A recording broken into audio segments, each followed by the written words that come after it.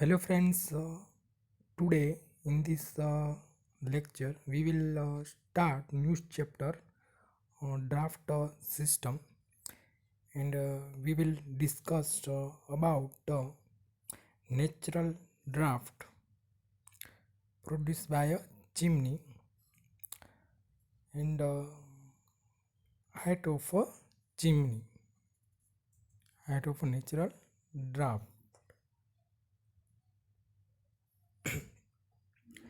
Natural draft. First of all, we discussed the definition of boiler draft.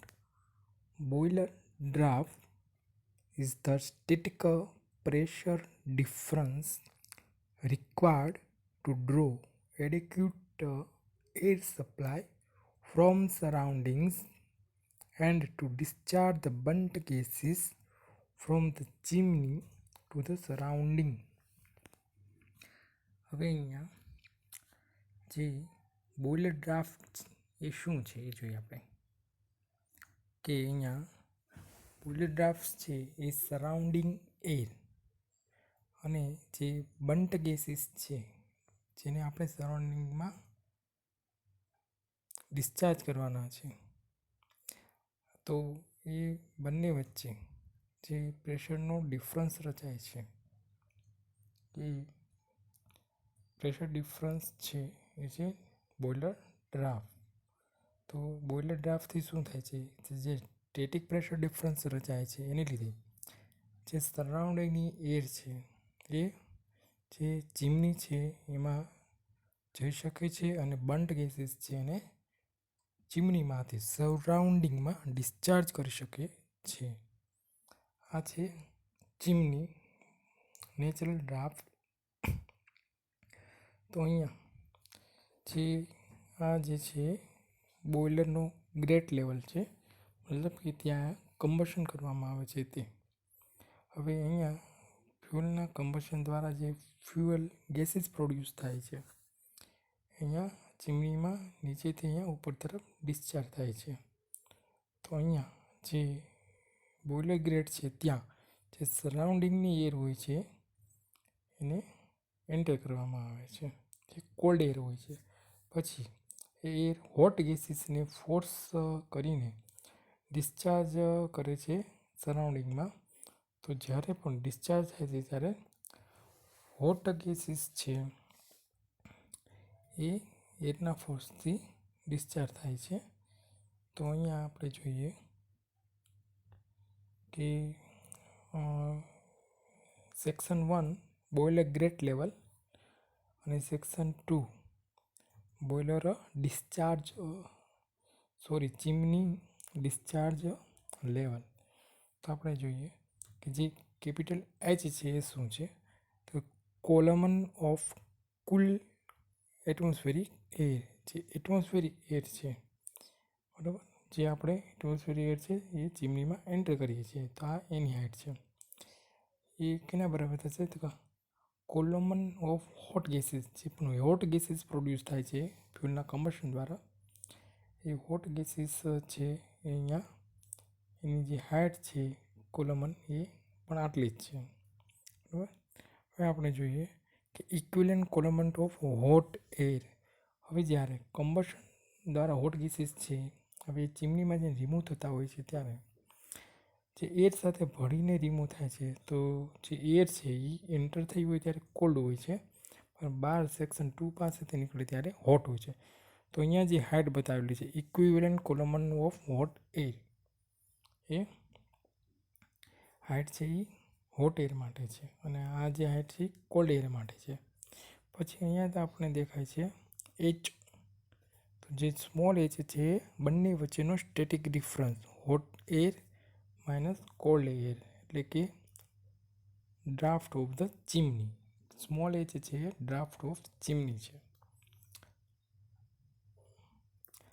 Natural draft is produced with the help of chimney, so it is called chimney draft. જે natural draft છે એ chimney દ્વારા produce થાય છે માટે તેને chimney draft કહેવામાં આવે છે.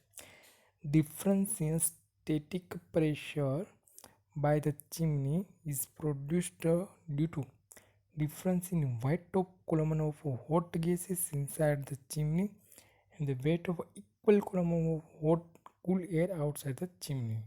હવે જે સ્ટેટિક ડિફરન્સ છે એ જે weight of column of hot gases છે ચીમનીની અંદર એ અને weight of equal column of cold air આઉટસાઇડમાં છે એમના વચ્ચે જે પ્રેશર ડિફરન્સ રચાય છે એની લીધે આ સ્ટેટિક પ્રેશર આપણને મળે છે. તો આમાં શું થાય છે આને લીધે તો કે છે density of cold air outside the chimney, બરાબર. Density of cold air outside the chimney is more than the density of hot gases in the chimney. હવે જે ચીમનીની અંદર હોટ ગેસીસ છે એની ડેન્સિટી કરતાં જે આઉટસાઇડમાં જે કોલ્ડ એર છે એની ડેન્સિટી વધુ હોય છે. The pressure outside the level of a chimney base is more than the pressure inside the chimney at the base. જે અહીંયા પ્રેશર હોય છે એ ચીમનીના બેઝ પાસે જે પ્રેશર છે એ અહીંયા જે ચીમનીના બેઝ પાસે પ્રેશર છે એ આઉટસાઇડનું જે કોલ્ડ એર છે એના પ્રેશર છે અહીંયા જે હોટ ગેસીસ પ્રોડ્યુસ થાય છે એના જે પ્રેશર હોય છે એના કરતાં પ્રેશર વધુ હોય છે કે બેઝ પાસે ચીમનીમાં આઉટસાઇડમાં પ્રેશર વધુ હોય છે અને ઇનસાઇડમાં પ્રેશર ઓછું હોય છે. હવે આપણે હાઇટ ઓફ ચીમનીમાં આપણે જે નેચરલ ડ્રાફ્ટ છે એનું ઇક્વેશન આપણે મેળવીએ. આમાં એ જોઈએ આપણે કે this pressure difference is responsible for flow of air from the surrounding to furnace gate. આ પ્રેશર ડિફરન્સને લીધે જે એટમોસ્ફિયરિક એર છે એનો જે ફ્લો છે એ સરાઉન્ડિંગમાંથી ફર્નેસ ગ્રેટ સુધી પહોંચે છે, બરાબર.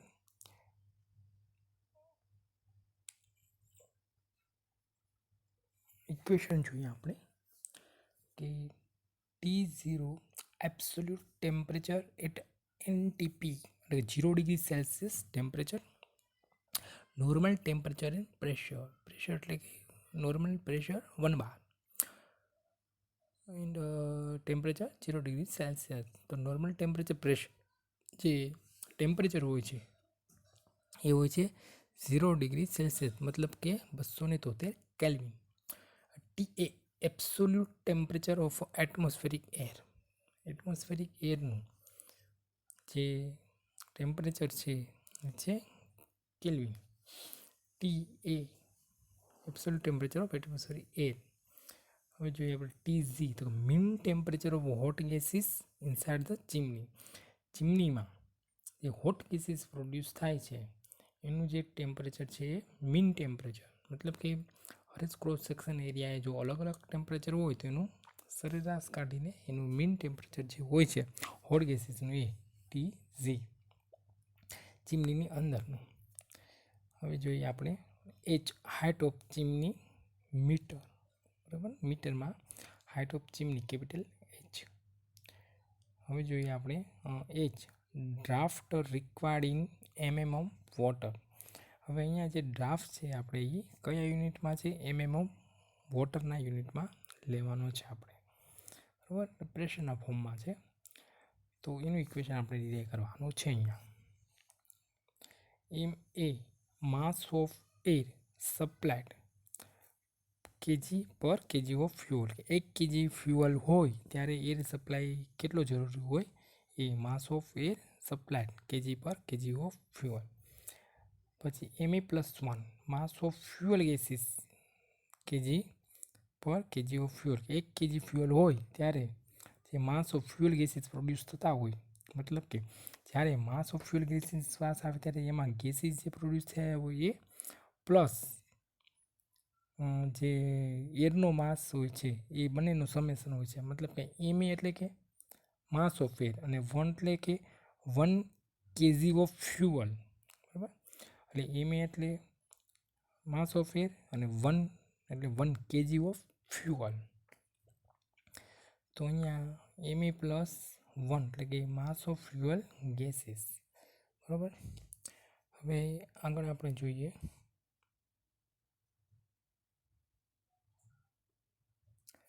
specific volume of air at NTP is given by. હવે આપણે NTP નોર્મલ ટેમ્પરેચર અને પ્રેશરે સ્પેસિફિક વોલ્યુમ એરનું જોઈએ તો એના માટે ઇક્વેશન લીધેલું છે PV is equal to RT. V specific volume છે. આપણે આ ઇક્વેશન જાણીએ છીએ કે PV is equal to MRT થાય, બરાબર. હવે એમ છે અહીંયા છેદમાં જતો રહ્યો, મતલબ આ શું બની ગયું specific volume. PV is equal to RT, બરાબર. તો અહીંયા PV is equal to RT.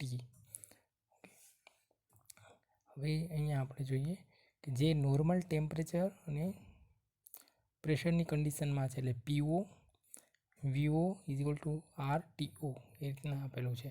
હવે આપણે એનું વોલ્યુમ જોઈ લઈએ કે વોલ્યુમ ઓફ એર, બરાબર. તો શું આવે at NTP RTO divide by PO. હવે જોઈએ કે વોલ્યુમ ઓફ એર તો VO is equal to R means 287, બરાબર.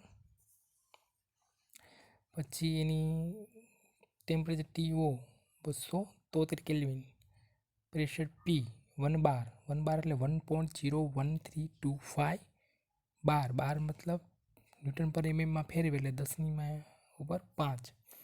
તો આ રીતના ઇક્વેશનમાં બધી વેલ્યુ પુટ કરીને આપણને જે વેલ્યુ મળે છે એ છે 0.773 મીટર ક્યુબ પર કેજી, બરાબર. હવે આ જે 1 kg માટે છે આટલું volume. Total volume of air per KG fuel આપણે જોતું હોય NTPએ તો માસ ઓફ એર આની સાથે ગુણવું પડે, બરાબર. એટલે માસ ઓફ એર છે આ ઇક્વેશન સાથે આપણે ગુણીએ એટલે આપણને મળે total volume of air per KG of fuel at NTP. કે NTP કન્ડિશને 1 kg ફ્યુઅલ હોય ત્યારે ટોટલ વોલ્યુમ આપણે એરનું કેટલું જોઈએ તો VO is equal to 0.7733 into MA. હવે આપણે ચાર્લ્સનો લો જોઈએ તો ચાર્લ્સના લો પ્રમાણે પ્રેશર હોય એ કોન્સ્ટન્ટ હોય છે, બરાબર. તો અહીંયા માનો કે આપણે એવું લઈએ આપણે કે PO VO TO હવે NTP કન્ડિશને અને આ એટમોસ્ફેરિક કન્ડિશને PA VA TA એટમોસ્ફેરિક માટે, બરાબર. તો એ પ્રેશર છે કોન્સ્ટન્ટ હોય ચાર્લ્સના લોમાં, બરાબર. Volume of air outside the chimney, કે આઉટસાઇડમાં આપણે જે વોલ્યુમ હોય છે એરનું, બરાબર, એ જોઈએ તો ત્યારે જે પ્રેશર હોય છે એ સેમ હોય છે NTP કન્ડિશને અને બહાર જે પ્રેશર હોય છે એટમોસ્ફિયરનું એ તો P છે એ કોન્સ્ટન્ટ નીકળે છે એટલે કે ચાર્લ્સના લો પ્રમાણે એટલે કોન્સ્ટન્ટ પ્રેશરે આપણને આ ઇક્વેશન મળે, બરાબર.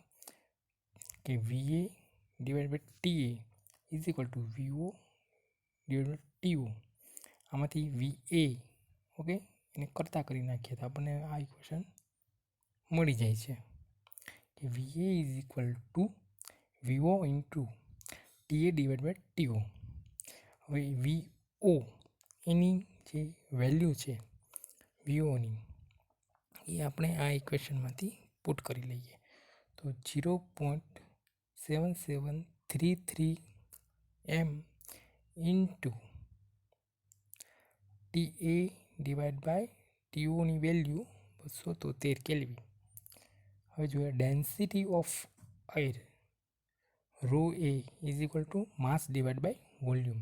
ડેન્સિટી ઓફ આઉટસાઇડ એર, આઉટસાઇડની એર છે એની ડેન્સિટી જોઈએ તો માસ ડિવાઇડ બાય વોલ્યુમ છે. Mass of air divide by volume of air, તો mass of air divide by volume of air આપણે આ ઇક્વેશન છે આખે આખું અહીંયા પુટ કરીશું, બરાબર. તો આવશે MA into 273 divide by 0.7733 MA into TA. હવે આપણે આ ઇક્વેશનમાં જોઈએ જે વેલ્યુ છે એનું કેલ્ક્યુલેશન કરી નાખીએ આપણે અને અહીંયા MA છે એ કેન્સલ આઉટ થાય છે. જે વેલ્યુ આપણને આવે છે 300 353 ડિવાઈડ બાય ટી એ. આપણને રો એની વેલ્યુ મળે છે 353 divide by T A. Okay, આ છે ડેન્સિટી ઓફ આઉટસાઇડ એ. હવે જોઈએ આપણે કે similarly volume of hot gases inside the chimney. એટલે જે હોટ ગેસીસ પ્રોડ્યુસ થાય છે, બરાબર, એટલે જે ચીમનીમાંથી રિમૂવ થવાના છે હોટ ગેસીસ છે એનું વોલ્યુમ કેટલું છે આપણે જોઈએ. તો અહીંયા પણ એક એનટીપી સાથે કમ્પેરિઝન કરવાની, બરાબર, કે જે રિમૂવ થાય છે હોટ ગેસીસ એ નોર્મલ ટેમ્પરેચર પ્રેશર કન્ડિશનમાં રિમૂવ થતા હોય છે. તો એના માટે પણ સેમ કે અહીંયા PG VG divide by TG equal to normal pressure અને ટેમ્પરેચરની કન્ડિશન. તો આમાં પણ પ્રેશર સેમ છે. ઓકે, તો જ્યારે હોટ ગેસીસની વાત કરીએ છીએ તો અહીંયા ઇક્વેશનમાં આપણને મળશે VG is equal to VO divide by TO into આ છે અહીંયા આવતું રહેશે ટી જી, બરાબર.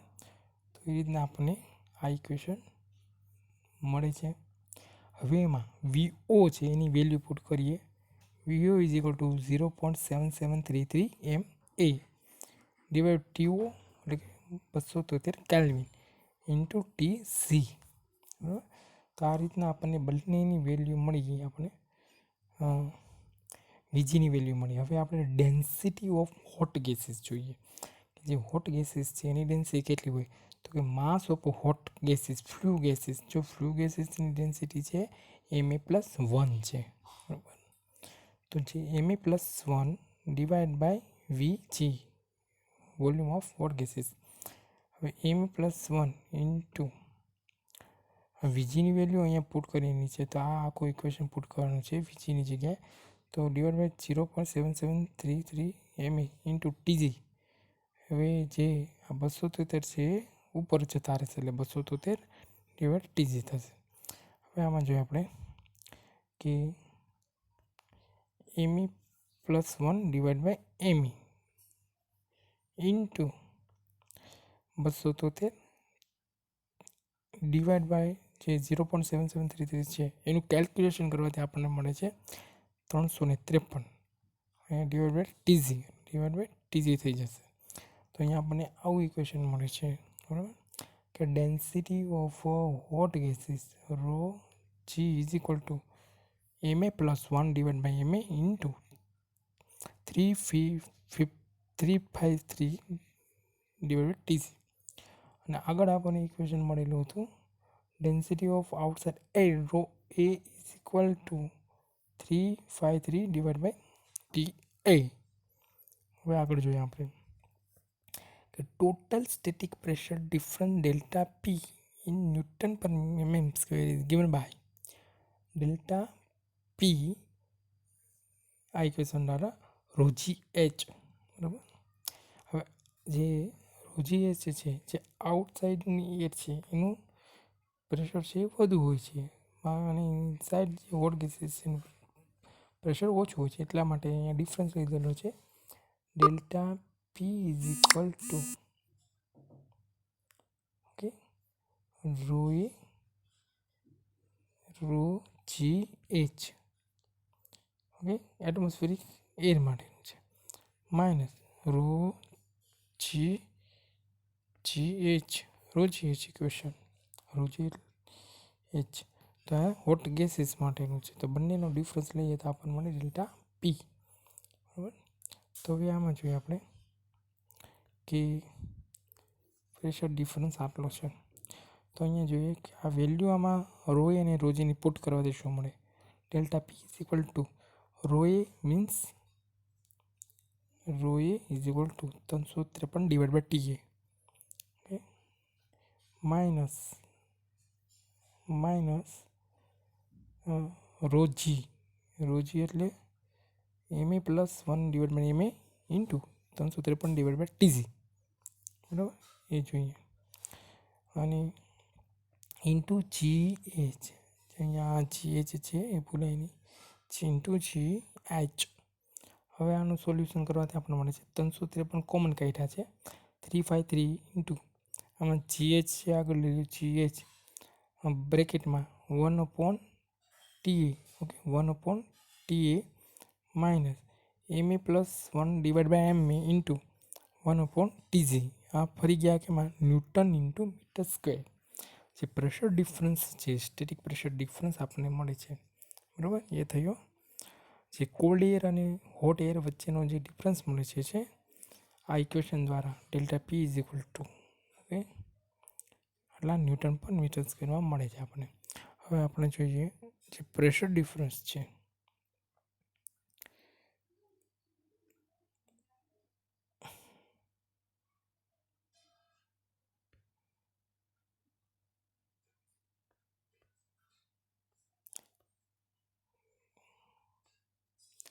હવે જોઈએ કે જે